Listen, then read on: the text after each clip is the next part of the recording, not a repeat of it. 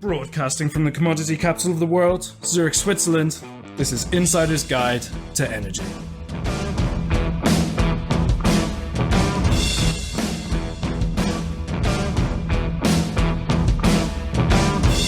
This edition to Insider's Guide to Energy is brought to you by Fidectis. Go to www.fidectis.com for more information.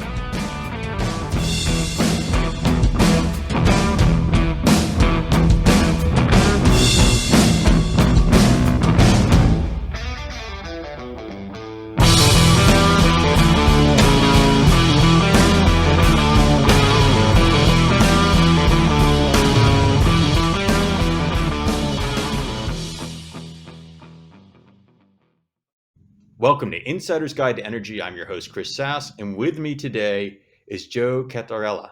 Joe, welcome to the program. Hey, Chris. Thanks. Great to be here. It is fantastic to have you here. I start every show by saying the same thing, which is I have a pretty good idea of who you are, but our audience doesn't yet know who you are. So before we get into all the interview and where we're going to go, perhaps it makes sense to start by who you are, what company you represent, and what do you do? Sure. Yeah, Chris. So Joe Catarella, I'm a partner for Baringa. We're a global management consulting firm, started in the UK, branched out across Europe into Asia, and now we're focusing on growth here in North America. Have about 18 years in the industry, focused around commodity trading, with a real specialty around utilities and helping them do business transformations, as the markets change, right, and technology changes, kind of align, get them ready for it, which is pretty important right now with where we're going.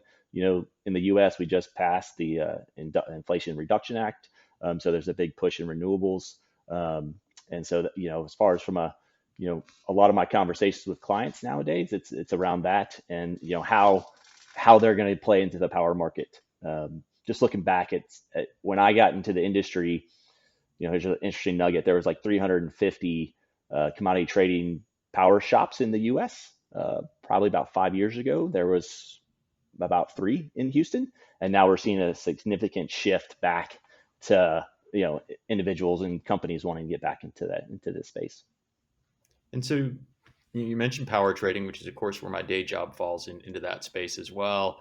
I guess you mentioned utilities and the Inflation Reduction Act.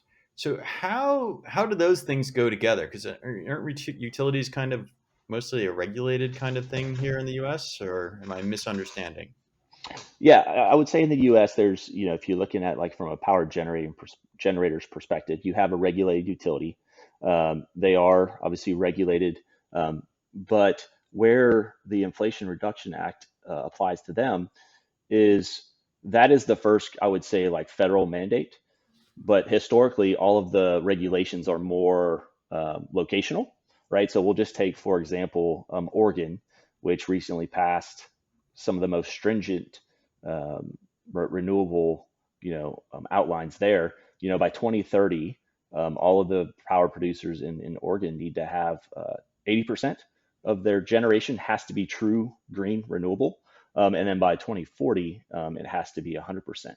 So obviously they're looking to figure out, how are they going to bridge that gap from where they are today, to be able to hit those benchmarks. And I think, and that's where the IRA, right, comes into play, because it does open the avenue for these types of investments, for them to make themselves, but then also to partner, with, other, whether it's lending entities or venture capitalists, right, because the tax credits, right, that are associated with it are pretty significant.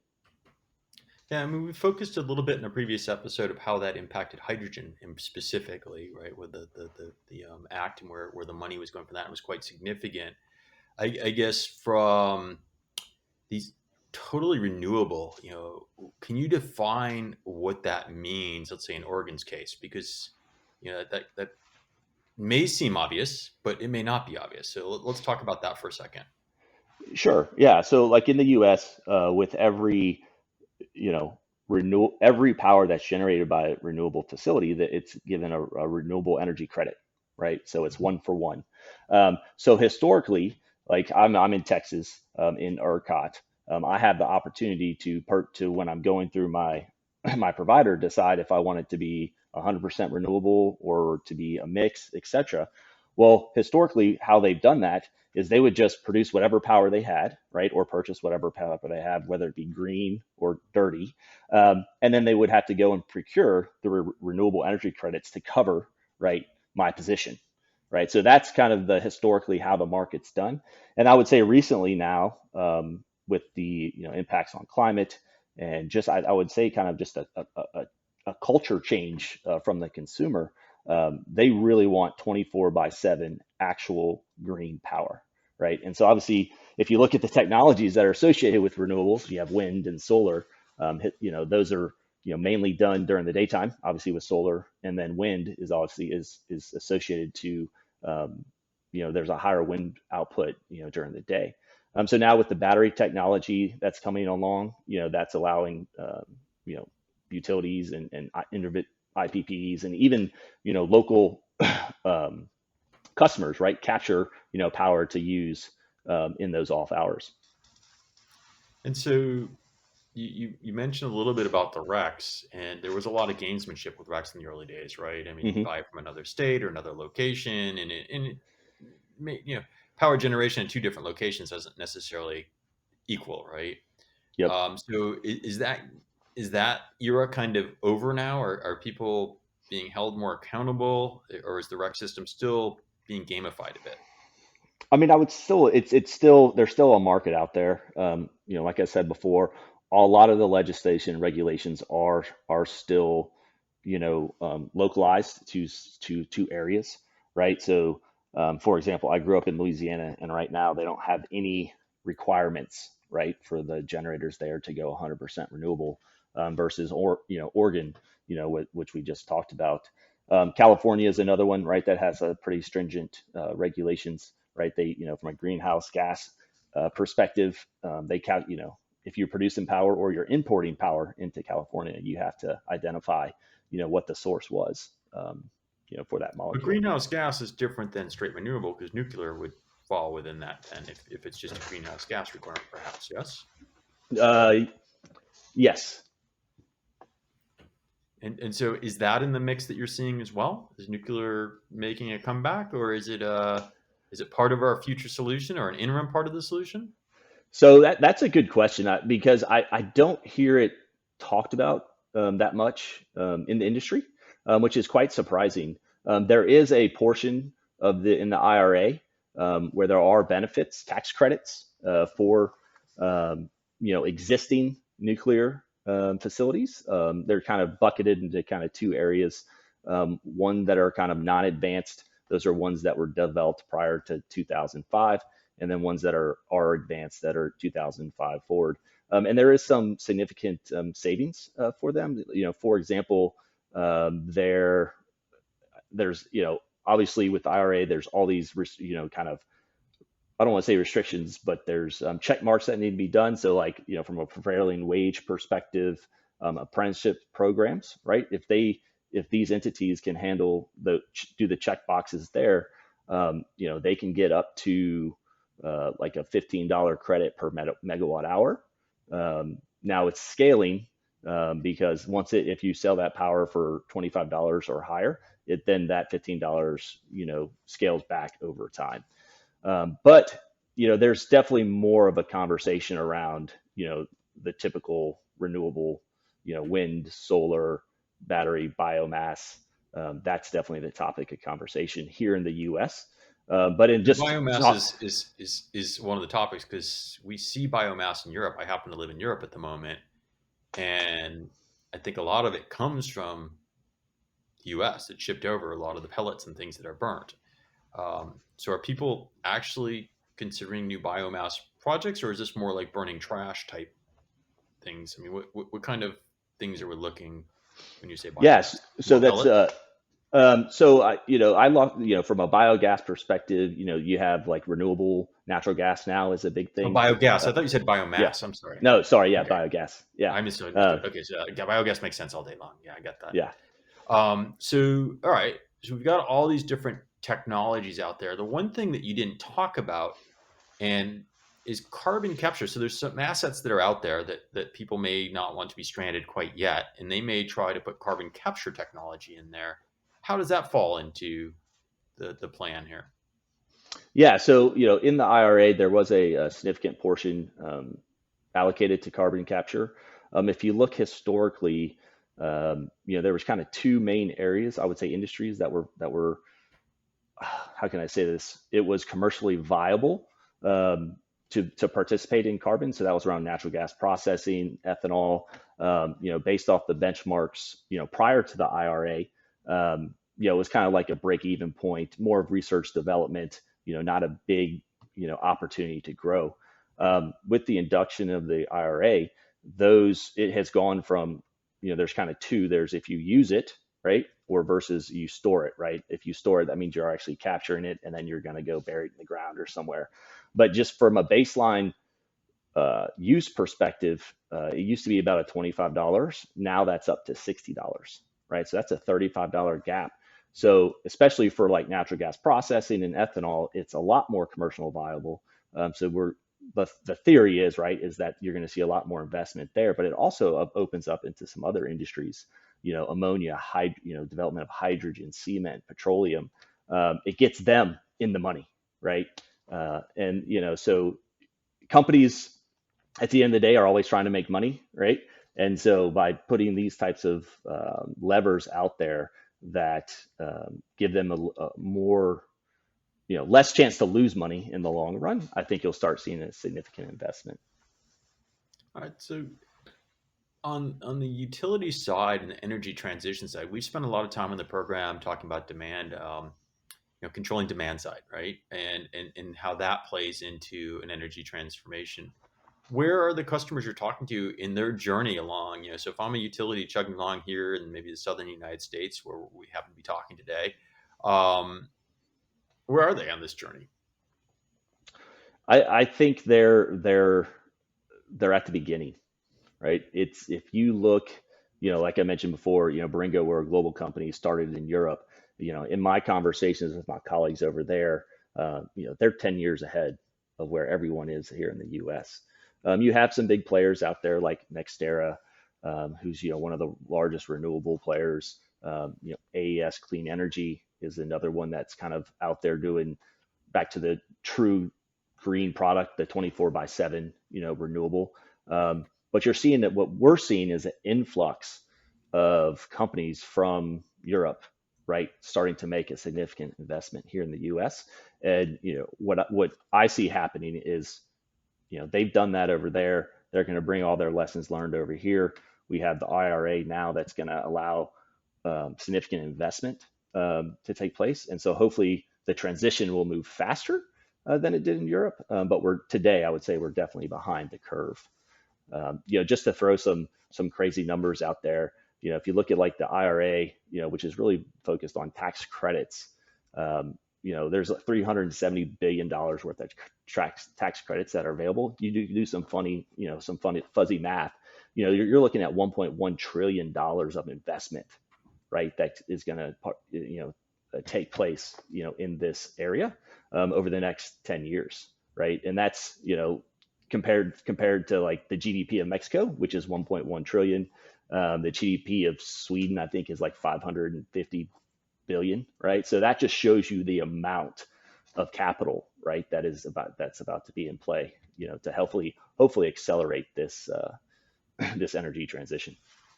So if you say they're at the beginning of their journey, right, and there's a lot of money teed up to go into it, what are the incremental steps that a utility is starting to think about?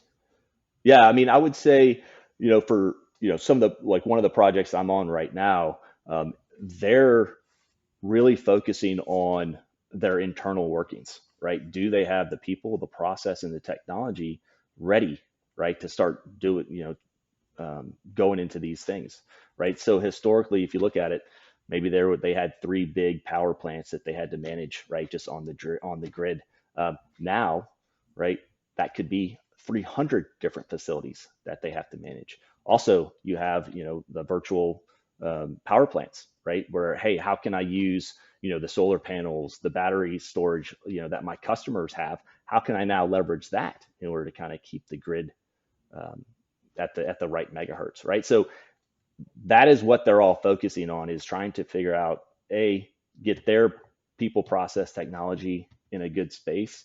But then they're also looking to see, where should they invest, right? Where are the opportunities? Who should they partner with?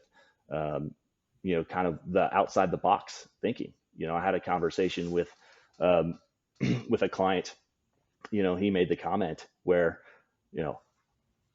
we are about to change. We don't have a choice, right? And it's a fun journey to be on. There is no playbook, but we're going to figure it out, right? And so, for me, from my perspective, I mean, that's super exciting, right? To be, in those types of conversations, and helping to work, right, with the shift that we're going to see. So how has the shift changed assets, right? If you look at the old model, right, we had big power plants or gas turbines or whatever, however you were choosing to make Mhm. your power, right? If you're a utility, um, and those had long life cycles. The return on investment was based on performance over a long period of time, right? And so my understanding with renewables is that performance changes dramatically in how long the asset needs to pay itself back or whatever the financials are. So how is that working out? Is that the main reason for the tax credits to make sure that someone's willing to invest in that, or like, help me understand what this transition looks like from a commercial side? Yeah, I mean, if you look at the tax credits, there's kind of, from a clean energy perspective, there's two levers that someone can use. You can use the investment tax credit, or you can tie it to the production tax credit. If you go with the investment tax credit, um, and if you hit back to what I was saying earlier, from the wage perspective, the apprenticeship perspective, you can get a 30% tax credit, right? And so, just for those maybe not in the US, what does that mean? Because in the US, we have we have so many crazy tax laws, right? But a tax credit is, so let's say it costs $100 million to build the facility, the 30% tax credit, I now have $30 million of tax credit. So I don't have to pay it, right? So where that is interesting, because you mentioned like a utility, like they don't have those large tax bills, right? So the impact there is not very beneficial.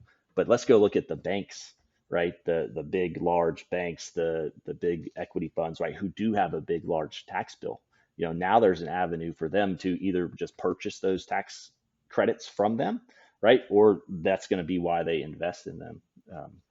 So through all that, right? And then from a production perspective, the production tax credits, that is when it's tied to the actual generation of the plant, right? So you can get, I think it's $26 per megawatt tax credit that you'll get tied to the actual megawatts that you generate. So both of those come into play. And another thing about the IRA is that it allows these companies to accelerate the depreciation of the asset, right? Which you mentioned, so if they can accelerate that depreciation faster, then it gives them, the ability to open up, to build new facilities or retrofit existing facilities as, these assets, their lifespan is a lot small, lower than your typical, coal plant. So what kind of infrastructure needs to be changed or be in place? So if we move to this distributed world, so let's assume today, my assumption is that we're starting mostly more on the commercial side for people having wind or solar and bringing it in. But as this becomes the reality across the board, assuming that's what's taking place, what needs to happen to the core infrastructure? So we're here in Texas, right? Texas gets a Hmm. bad rap because it's had a few bumps in the road. Yep. Um, what fundamentally needs to change, or if anything? Oh, I mean, there's needs to be significant investment in the new infrastructure. I mean, if you just look historically how these grids were built, you can just from a simplistic perspective, just look at a triangle, right? And they put a power plant on each one of the points, right? And that was all that was needed. And they would build them with the capacity in order to keep the grid, at the right level. Well, now, right, you're having little facilities put in all throughout the grid, right? And just because you're going to put a facility there doesn't necessarily, and it's generating 100 megawatts, doesn't necessarily mean that it's going to be able to get onto the grid, right? Because it could be getting pushed back from the way that the current grid was set up and how it was designed. So there's going to have to be a total redesign, in order to, here in Texas, right? We have all this great wind and solar in West Texas, but there's constraints, right? We can't get that across, so it's like, so that's why you'll see, in West Texas, we'll have negative power prices because we're producing too much. But then if you look I'm in Dallas, right? You look here in Dallas, we'll have, $125 price because we can't get that power here. So that's the next. So in West Texas, perhaps they're curtailing energy, and in Dallas, you need more. Is that what's happening? Yes. It's not Yes. the right place. That's correct. Yep. And that's just based on how the grid is today. And so there's going to be a significant investment needed to take place in order to kind of reimagine, right, what the new grid needs to look like. And is that taking place? So if you look at the grid, right, and you look at kind of the U.S. where power is kind of broken up into who controls what parts of that, a lot of investment going into, let's say, wind, solar parks, and all kinds of things like that. Who's doing the investment into the grid? So it just, so if you look at like ERCOT, for example, here in Texas, right? I'm in Dallas. So Encore is the company that manages the grid here in East Dallas. CenterPoint manages the grid down in the Houston area where you are right now, right? So they're all, having to do it, as well as with the investors, right? I think that's another thing that you're starting to see. I was having a conversation with a client who historically didn't play in the T&D world, and they're considering building their own transmission lines, right, in order to get it, to the grid faster, right, and more efficiently. So I think it's the legacy players who have historically been, but then I also think you're seeing, the new players come in as well. Okay. But there is not, because of the way that the U.S. power grid is constructed, right, as far as with all the different ISOs and the RTOs that are out there, there isn't, one, entity that is controlling it. Yeah. Now, thinking about what you said in your introduction, I jumped right on utilities, but you mentioned you were in trading, and I said, hey, trading, familiar with trading. How does trading evolve with what's going on in the market? What's changing there, right? I mean, the day ahead markets, are we, the intervals changing? Is that the only thing changing? Are we going to see less OTC, more OTC? What do you think is going to happen there? Yeah, I mean, so I would say if we kind of looked at this, based on um, the first introduction of renewables, that really established the FTR, CRR, the congestion market that we have in the U.S. So that's been kind of the, like we see commodity players get into that space, where like a utility or IPP, they'll use that to cover their basis risk. That's where we see kind of the banks and the true commodity players who aren't asset backed trading. That's kind of where they're playing. As far as, if you look at, from a CNI perspective, I kind of touched base on it, earlier. Like we're seeing more and more, what we'll call virtual PPAs out there in the market. Different from your traditional PPAs in order to kind of, and then we'll see, the 24/7 products. I think, just the different products that are out there. And then we'll just look back to the Oregon, right? They have, that's a physical market, right? So there's not an ISO, there's not an RTO. There's discussion right now. They're about to stay. All of the constituents have the ability to operate in the CAISO extended day ahead market, right? So that's kind of a new trading entity for them. There is talk about an RTO up there, right? We'll see what happens, because then you got to get everyone's got to play nice. For those who aren't aware, I would say the upper West U.S. is still a very physical market, and then the southern portion of the U.S. is a physical market as well. Everywhere else has kind of fallen into an RTO or ISO. Um, And are there areas of the country, in the U.S. at least, where renewables aren't so prevalent, where where it's not windy or it's not sunny, or for whatever reason there's not enough land geography wise or whatever, that you don't have the renewable sources where we need them?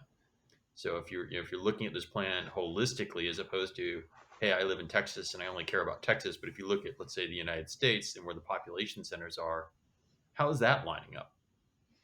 well, I think one thing that has opened up recently is offshore wind, right? So they've had quite a few offshore lease, in the Northeast, right? Where to your point, right? They don't have land like we do here in Texas, where we can just go put 100 megawatt solar farms, right? So I think they're trying to find different ways to still have that technology in place. And I think that's one, I would say on the East Coast, the West Coast, and now in the Gulf of Mexico, that's a big push, is to get the offshore wind, which was kind of been, um, not supported in the past, but there's been a significant change, to start allowing that. So we talked about financial incentives. We've talked a little bit about the grid, but we haven't talked about, is there a technology change, or is there any kind of innovation that's changing? I mean, renewables aren't new. They, the focus is stronger and bigger, and the Right. scale is bigger. But none of these technologies are particularly brand new that we're talking about. You're talking wind and solar, right? And the PV panels have been pretty much similar for quite some time, and the wind turbines are pretty well known as well. Um, so, what innovation is that's driving this or going along, or what innovation have you seen recently that's going to help accelerate this? I mean, I think, obviously over time with technology, it does get better and better. Also, the cost to implement goes down. Back to the IRA, one thing we didn't talk about was the manufacturer credits, as well, right? So any, um, so if, and it's a rolling scale, but if components of your wind farm or your wind turbine, for example, were built into the U.S., were built in the U.S., um, that manufacturer gets a tax credit per item that is produced, and then also the entity that is purchasing that equipment then can add addition. We talked earlier, there was a 30% tax credit. Well, if a certain number of that is purchased from the U.S., it actually jumps up by 10%, right? So now you're looking at 40% tax credit.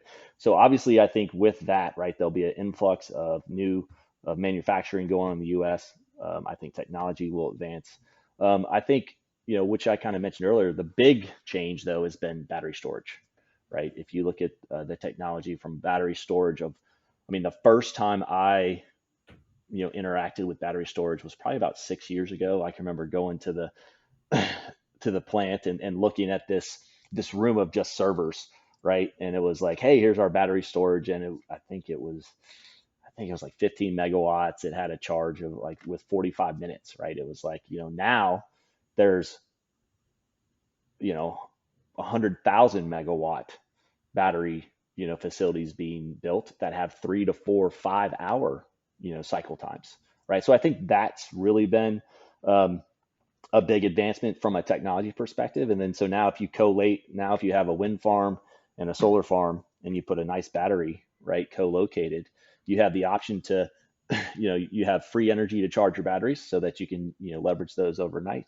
Um, and so I think, just the battery technology, I think is really, at least here in the US, allowed um, it to be more, and I hate to always come back to dollars, but more commercially viable, right, for investment. Throughout the interview, I've heard you mention a few times apprenticeships. Is the lack of talent or not deep enough bench strength a hurdle? I mean, we talk about $1 trillion investment, so all of a sudden we're going to have this hockey stick growth if it goes according to some people's plan, right? If you believe that you don't have a choice because of the environment and other reasons that you have to do this very quickly, and you have legislation saying 2030, 2050, there's all kinds of deadlines. Um, What's with the apprenticeship? Is it really a lack of resource, or is it different skills? Are we reskilling the people? I think it has to come down to, I mean, just for example, the stigma, right? Historically, well, not historically, recently, within working in the energy industry, right? I think nowadays, just me personally, I'll be interviewing someone, and they'll ask me, "Hey, do you go and work with the super major?" And my answer is yes. And they're like, "Well, I can't work for a company who works with those types of clients."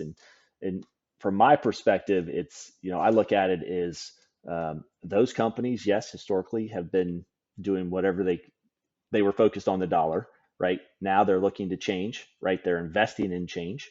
Why don't we help them solve those issues, right? Let's be part of of solving the problems rather than just pushing them away, um, because they're not going anywhere. I mean, just look around your hotel room. I mean, how many products in there are petroleum based, et cetera. So I think that's one thing, and then also just I would say, a lot of the age of the worker of the workforce, right, in these utilities, in these IPPs, it's getting up there, right, and they're all about to retire, and it's not the sexy Amazon or Microsoft or Google gig, right? So it's a way to try to get those people excited. But it could That's be, kind of where right? the I way. mean, if we're Could be. talking It could virtual be. power Right. plants, and I mean, most of what I see as a technologist is the future is technology in these. If you're starting to do distributed energy, you're doing demand response, you're doing all kinds of elements. There's a whole lot of software and technology involved in that, and you get a whole lot of data with everyone, even from your EV all the way through, right? If you look at the Right. ecosystem, so, I don't picture a lot of the students that I'm working with wearing a hard hat unless they happen to be walking across, a production facility. They're probably in an office somewhere in front of a computer screen doing some sort of work for the most part. A lot of these folks. Is that not Agreed. okay? So Yeah. I don't see Yeah. that negative connotation.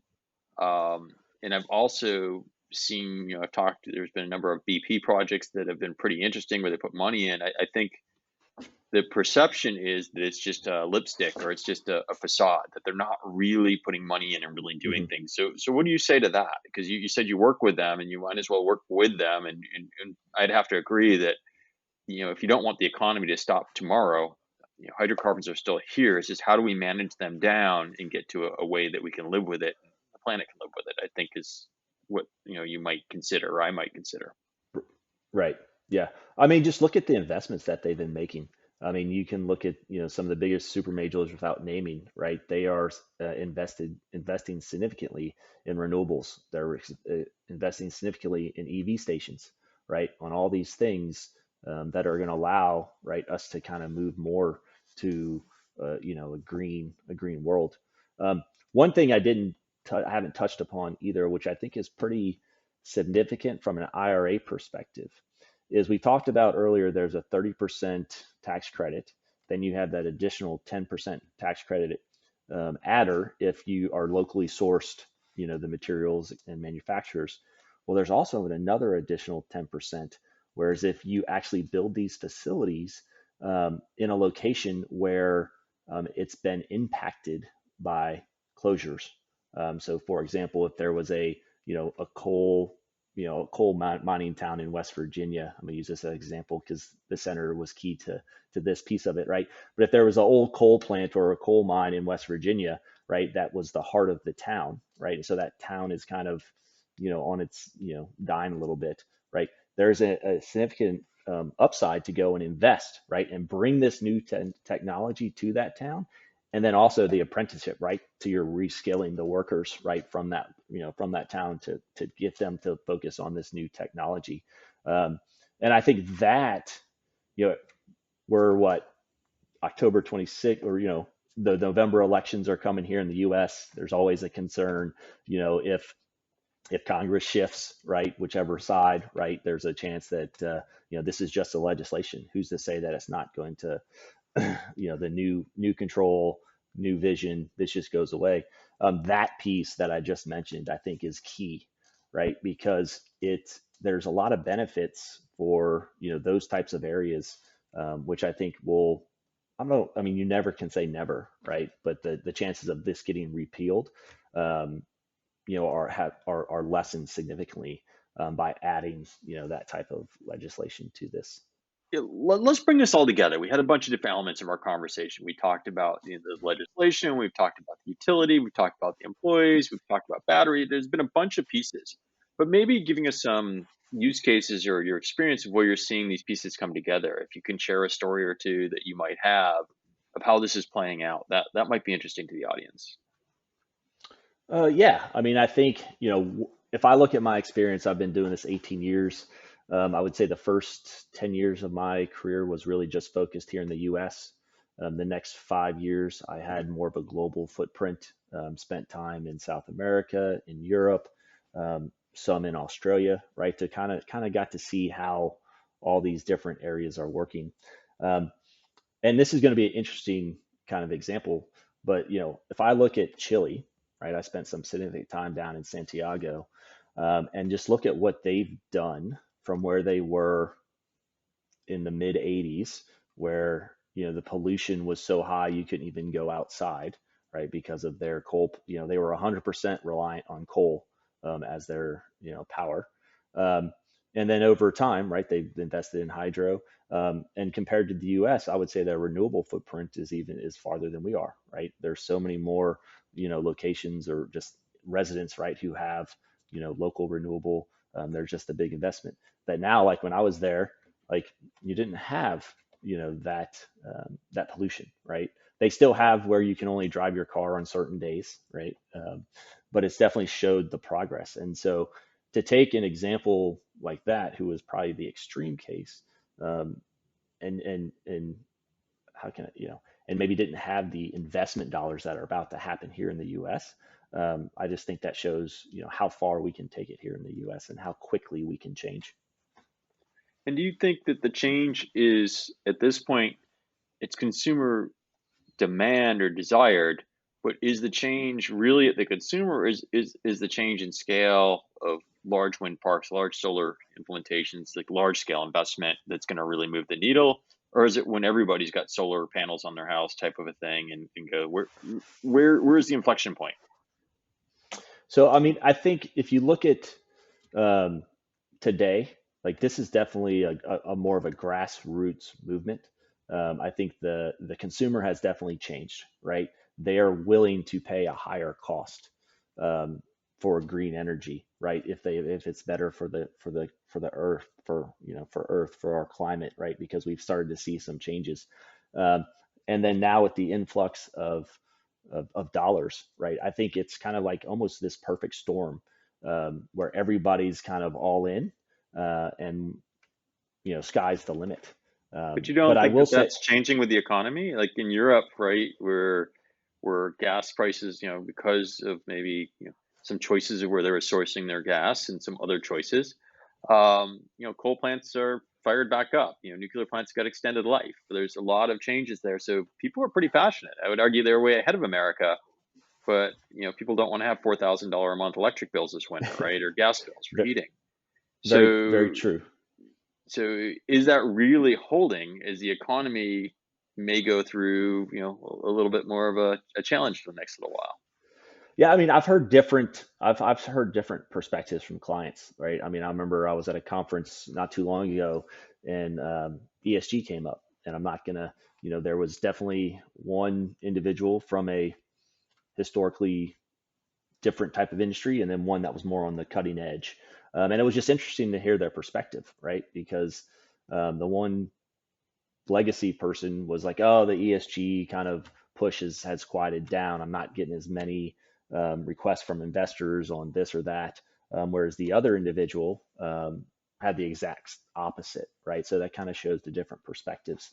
And this is just my personal, opinion is as we go through this transition, I think we just really need to think through.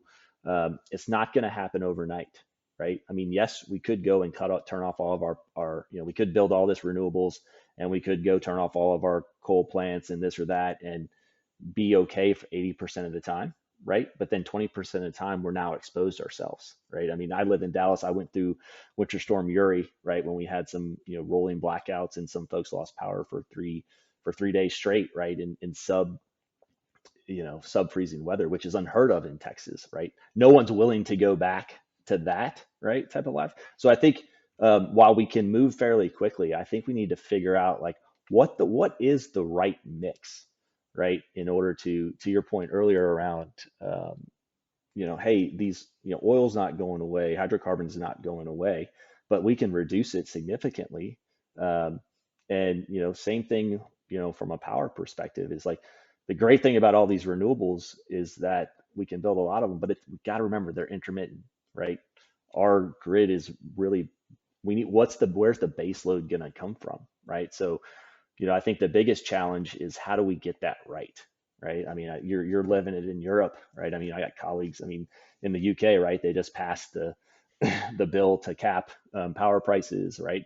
I've seen models where, this winter it could be okay, just based on the availability of LNG. But there's also, if it's colder than normal, there might, it might not be okay. And then let's say if something happens with the supply chain and LNG, which we all know has been a little crazy during COVID, right? So it's like, um, Well, it's more than a you, little crazy during COVID. One of the pipelines was shut down, right? It was attacked, well, right?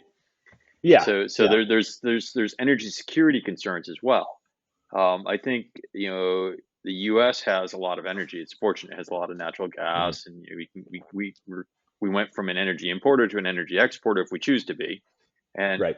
I guess the question that would lead, maybe to wind things up or pull it together, is energy security from an American perspective. Where is that? Because it always feels very different when I'm home, like I am right now. I mean, every other car is a huge truck in Texas here, right? And they're gigantic.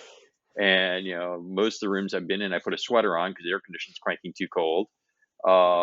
So people aren't really concerned about it at some degree. I mean, there are some that are, Mhm. but if you look at it as a security, um, is the U.S. kind of immune to the energy security that Europe had, right? Because I mean, they were just happened to be getting their gas, and actually, if anything, LNG from North America is probably going to be helping them. It's going to be going on ships out of terminals, out of maybe the Gulf Coast here or somewhere, right? And we're going to be shipping it over that way. So it actually probably is not bad for the U.S. economy. I mean, the terminals put in Europe that are just finishing up make this possible. Mhm. Um, how's energy security playing into all this? Yeah, I mean, you bring up an entry point. Like when I was first got in industry, we were actually building LNG facilities to import natural gas, Yeah. right? This was obviously before fracking and this or that, and then obviously we had this big, boom, and so they had to retrofit all those. Um, but I mean, that's an interesting question. I think where it's going to, I, it's really just going to come down to how what decisions are made. I would say long term, kind of like what I was mentioning earlier, like the cost benefit analysis, benefit decisions of, well, this gets us exactly where we want to be, right?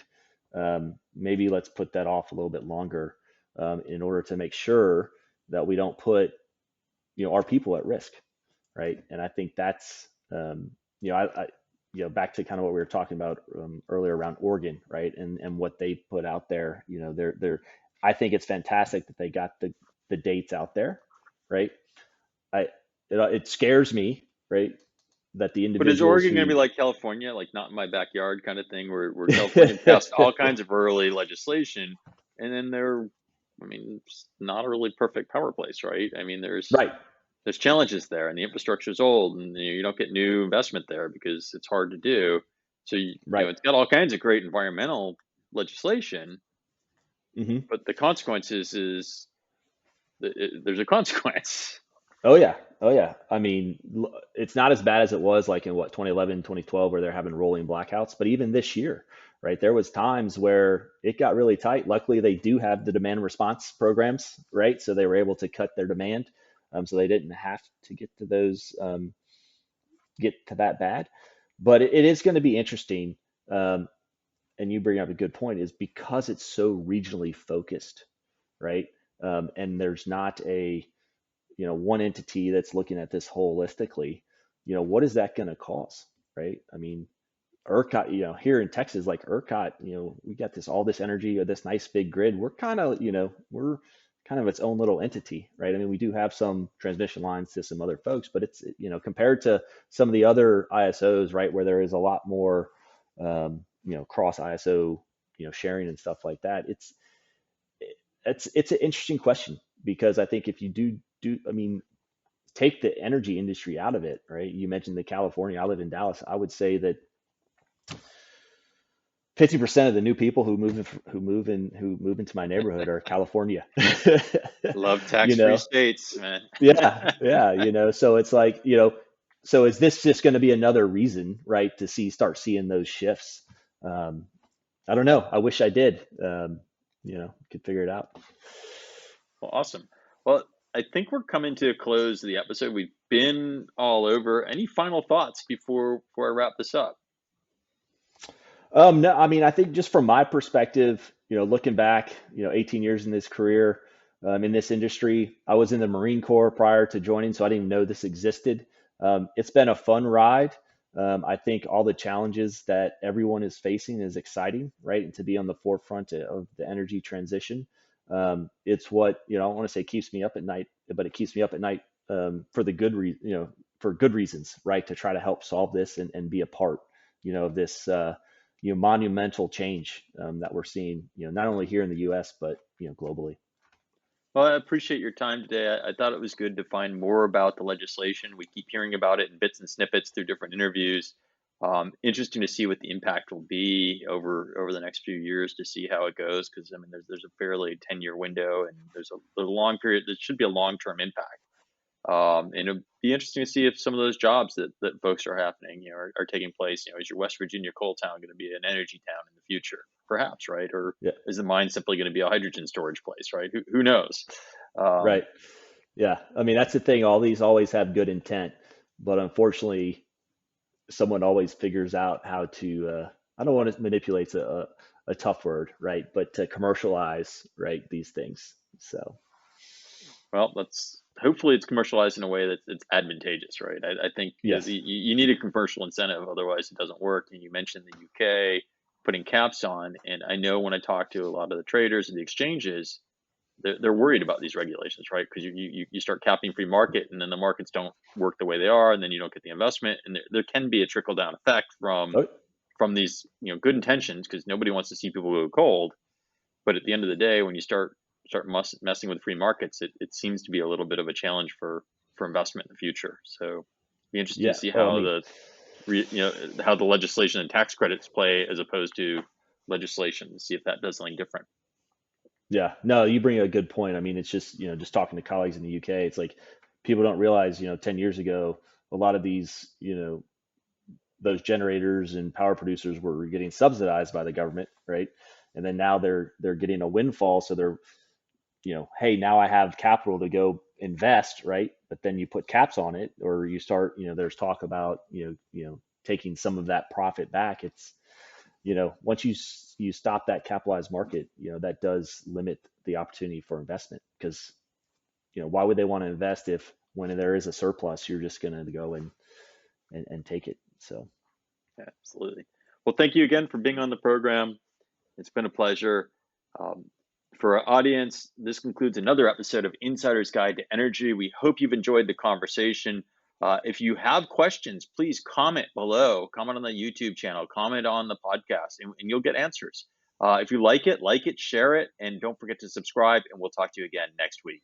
Bye-bye.